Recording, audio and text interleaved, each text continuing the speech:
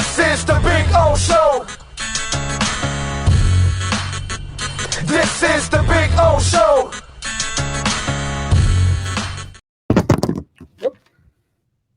There he is, the man, the myth, the legend.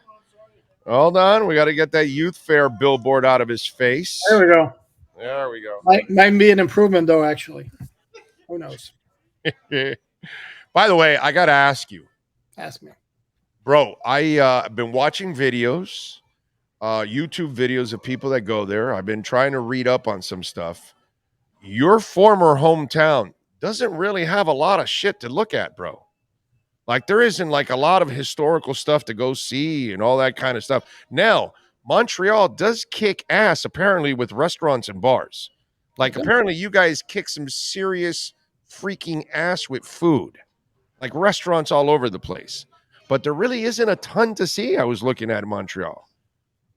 Is that true? Am I missing out on something? Other than like a full sector that's like 1300 or 1400s architecture? Like what? What are we talking about? Is it old Montreal? Oh, you talk about just like the architecture of Montreal is what you're saying. Okay. That particular section of Montreal, old Montreal. Okay. Some people say I should go to Quebec. Go hang out for a little bit. Huh? Quebec's, well, that's a 2.5 hour drive from Montreal. Which is the one? It's not Quebec that's right next door. Which is the one that's close by? Is it Quebec? Is that? It's 2.5 hours. Right? 2.5 hour drive. Yeah, it's not that close, but okay. No, there is no other main city. No, next that's like really close by. I mean, there are other sites. There's a big attraction park on an island called La Ronde. You can go Mount Royal, after which Montreal is named, middle of the city. Okay.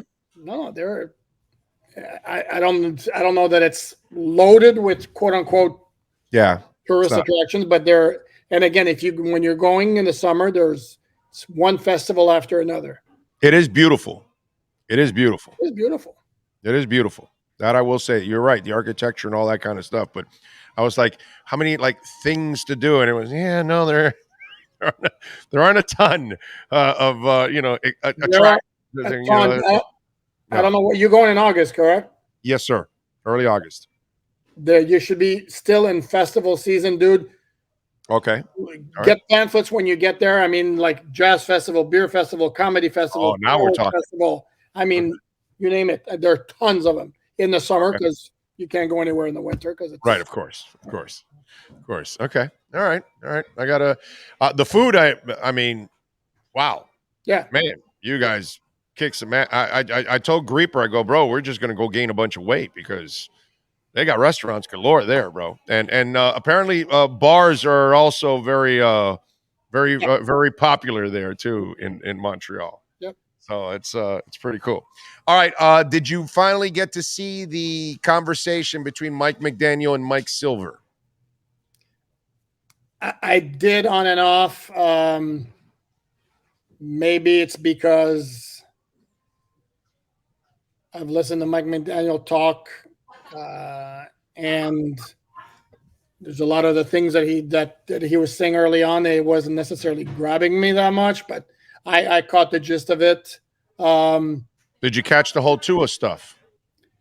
I caught some of it, and I don't know that there was anything that really jumped out at me as being stuff that he hadn't mentioned before. You mean when did he tell you that Tua was the best quarterback he's ever had? For his offense, he had said that before. For his offense, he had said that before. Really? The point guard analogy was out there before. The 700, watching 700 plays was out there before. Well, no, it wasn't the 700 thing. It was more about what he talked about, how he made the tape to then tell everybody first how he was thinking. And then he went and made the tape for Tua on top of all of that. But he made the shorter tape first for those guys. So it was a little different story that he was talking about. You know, he gave a little bit more with Mike Silver. And the other thing I think that came from that conversation, you probably won't admit it, but it clearly comes from the second that McDaniel's been here, Tua was never going anywhere. Ever. Not even close. No thought, no talk, no nothing. Why from would the second he got here. and I'll resent your you want a minute. Why wouldn't I admit it? It was clear, Okay, and I just also want to make sure. part of the mandate. Well, dude, give me some benefit of the doubt. I am fair, even though we don't always agree, and I don't always like go like this. Yeah. I am fair, and it was always very clear. And part of the mandate in hiring Mike McDaniel is that Mike McDaniel presented the Dolphins with a vision of this is how I'm going to make it work with Tua. And for the offense he ran, especially once they got Tyreek Hill, Tua's ideal for that offense. And then I never disputed that for a millisecond. Well, by the way, whatever he said in the initial meeting, he still didn't know what he knew until he made that tape that he got there and he started making a tape. And then he said he started to realize that Tua makes throws that a lot of quarterbacks are afraid to make. And he started, explaining that to Mike Silver, that it's like, okay, we have a gold mine here, that kind of stuff. So I think that's the other thing, that he could tell him about what offense he was going to run and all that, but he really didn't convince himself until he got to the building and started to make that tape. Okay, fair enough. I mean, that's what he said, right? That's what he said in that interview, right? Like I said, I watch a lot of it, and then some of it I was in and out, to be very honest with you, because a lot of stuff was it was kind of very slow developing. It's an hour interview. You don't have attention span or something? What's wrong with you? I'm sorry. What'd you say? Who are you? You don't have an attention span or something? I'm being funny. That's why I just said. What'd you say? I know. Come on, play along with me here. I know. Well, I kind of did by acting dumb and saying it again. That was kind of the idea. Anyway, so you start to look at this situation now. Off of that conversation, one of the things he did say, and again, you didn't hear the whole thing, but maybe you heard this part, but when he first met with them, right, with the front office and all that, the guys were like, we need to build up the offensive line. And he was like, no, we need to go get weapons. But he didn't want to tell them, no, you guys, we need to do this because it's, I don't want to tell you you're wrong, I'm right, that kind of stuff. So that's where he went to make the tape to explain to them what he wanted in his vision. And then they went and got the weapons. And last year, like he said, the front office guys were telling him, we got to go get offensive linemen and build, which they did also. But I just get the feeling that that's still a thing here. They don't need more weapons outside of maybe a tight end. And I think that third round pick is going to be that tight end now. I'm almost convinced that 51 is really a lineman. What do you think? Interchangeable, can be flipped. I strongly believe that those two first picks will be tight end offensive lineman or offensive lineman tight end. I just have when I look at the draft, I don't, and you're good with this too. I don't know if the tackle you get in the third round is the same as the guy you could get at 51. The guard might be the same, but the tight end actually might be the same playmaker from second or third round. But the tackle may not. There might be a drop there. And at 51, from what I'm looking at, you're going to have some names there. You're going to have a couple guys. Yeah, here's my thing, though. And I'm not convinced with the tight end not having a major drop-off from second round to third round. And I also think, and as I wrote on All Dolphins, according to Irv Smith Jr., before he signed with the Bengals or agreed to turn with the Bengals, he was talking to the Dolphins. He said he basically chose the Bengals over the Dolphins, which tells you they want a pass catcher because Irv Smith is not a people mover. And if you look at what's left in free agency in the NFL at tight end, that's not where they're getting a tight end who can do damage in the passing game. So I think Irv Smith's a decent player, but he nothing special. He joins the Dolphins. He's immediately their best receiving tight end. That's okay. Well, and it's a low bar. It's a low bar. I understand, but to me, I think they can get that kind of pass catching tight end in the second round, and then still thinking they can get a veteran offensive lineman. Remember, there's still a lot of veteran offensive linemen on the market if they want to attack and get the right tackle there. They're the same guys we talked about earlier this week. Still out there. There's been very little free agent movement this week. So you Nothing. still have Brandon Shell still out there, George Fant still out there, Billy Turner still out there, and that's without even me looking at the list. But I did check the list of tight ends, and there is nothing. The biggest names are Cameron Brate, Mercedes Lewis, Kyle Rudolph, and all of those guys are on the very, very easy downswing of their career. So that's why I'm thinking more second round is going to be a tight end, and your offensive tackle is going to come either in free agency or in the third round if you haven't gotten them. Let's see if it ends up happening. Will Odell Beckham sign here since he lowered his price to $15 million per year now? That's funny. No, but if he goes to 13, maybe. No, yeah, no. No, not happening. There's scuttlebutt he could wind up with the Jets. Who's going to sign him for 15? Not for 50. Nobody's signing him for 50. Like, how high are you, bro? Who do you think you are, bro? Come on. First you started with 20, now you're down to 15. You're injury prone, you're unreliable, you're a head case at times. You propose to kicking nets, you fight with kicking nets. You wear pants on boats in South Beach. I mean, you do a lot of weird stuff. You want $15 million a year? Come on. You've got a bipolar relationship with the kicking nets. No, but he could wind up, at a higher level, but could wind up doing something like Gesicki's doing in New England, which is incentive, much exactly incentive based. Once he realizes that nobody's giving him $15 million, and it'll keep going down, and at some point he may okay, give me this, but then jack up my money if I reach certain incentives. I'm with you there. All right. What do you know anything about the Brandon Shell situation? Because I find it like he hasn't signed anywhere, and he played well for you. Have you heard anything on that front? No, and I did some digging, and I'm not coming up with anything other than there was a word he was meeting with the Bills.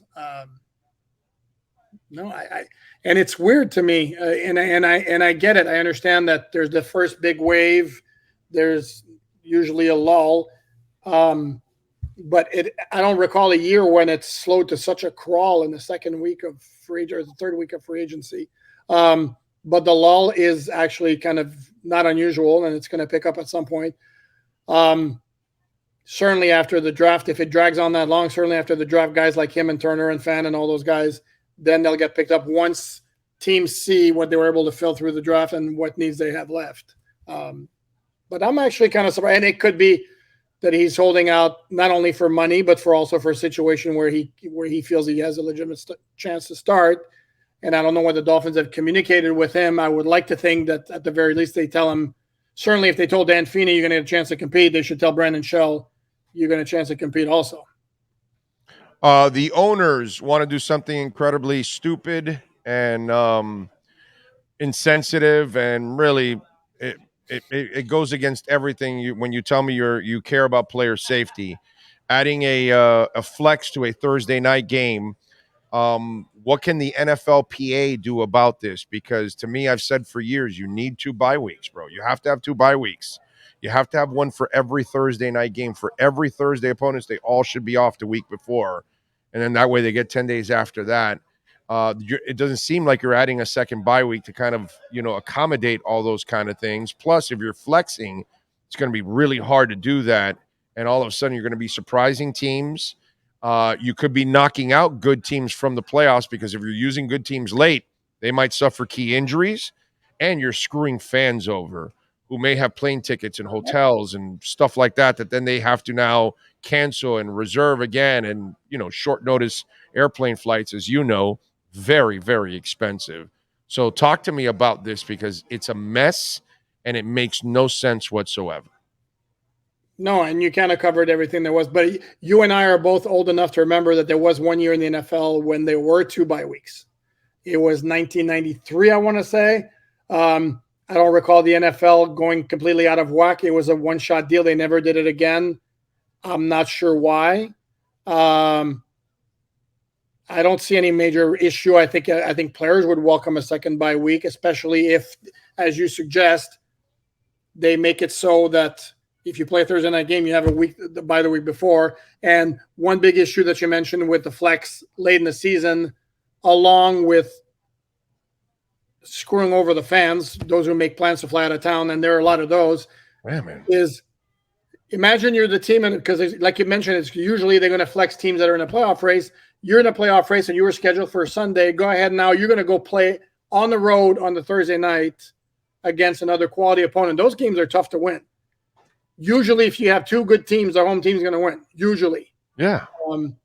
So now you're giving a major advantage to the home team in that game, and you make major disadvantage to the road team. And no, it kind of completely sucks. If I'm being purely selfish from a fan standpoint, from a viewership standpoint, yeah, it'd be cool to be able to get away from crappy Thursday night games late in the season, like last year. Was it the Jets and Jacksonville? I think it was. Oh, yeah, no, they were brutal. That was brutal, but yeah. I think the sacrifice of having those kinds of games outweighs all the shit that would come with it. I'm with you on that. I think it's a terrible. What can the NFLPA do about this? Can they stop it? Can they say no? We're not going to allow this. We're not going to allow our players to play in this. Or can they do something about this? Good question. That's the part I don't know. No, I don't know either. And the truth is, I have on my laptop somewhere the whole collective bargaining agreement, and I don't know if there's anything in there that the NFL would have to get their approval to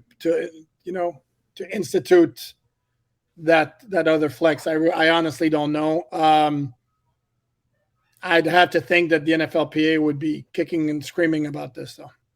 Yeah.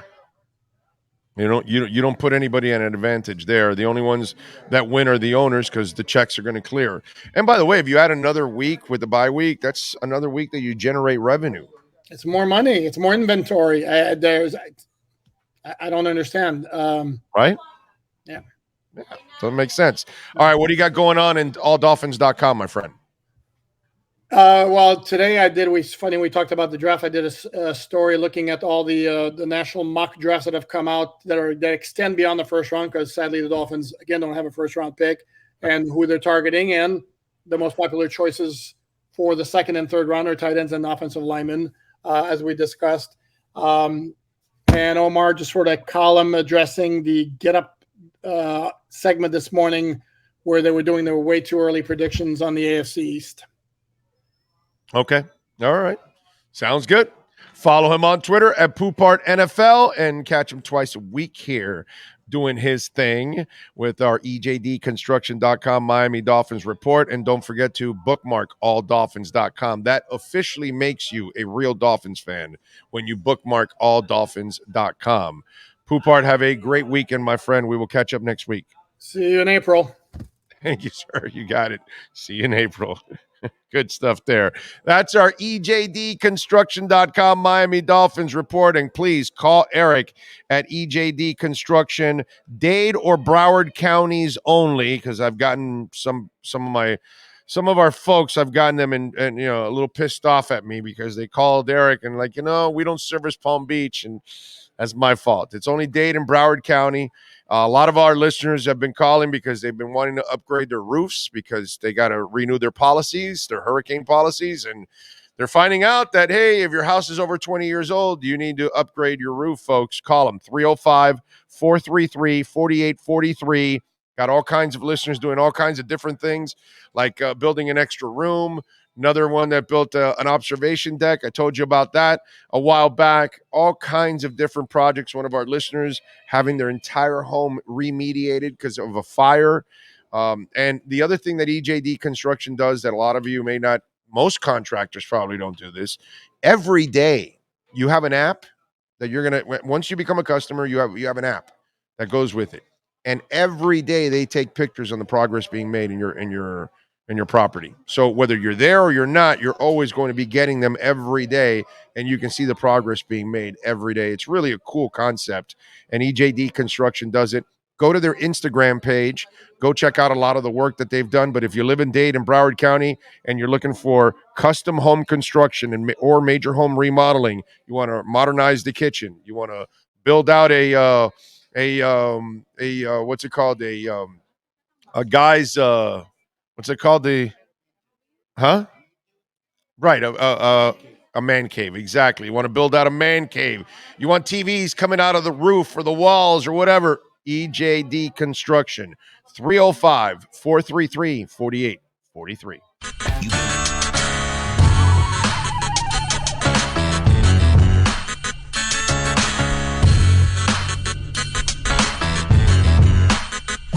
is the big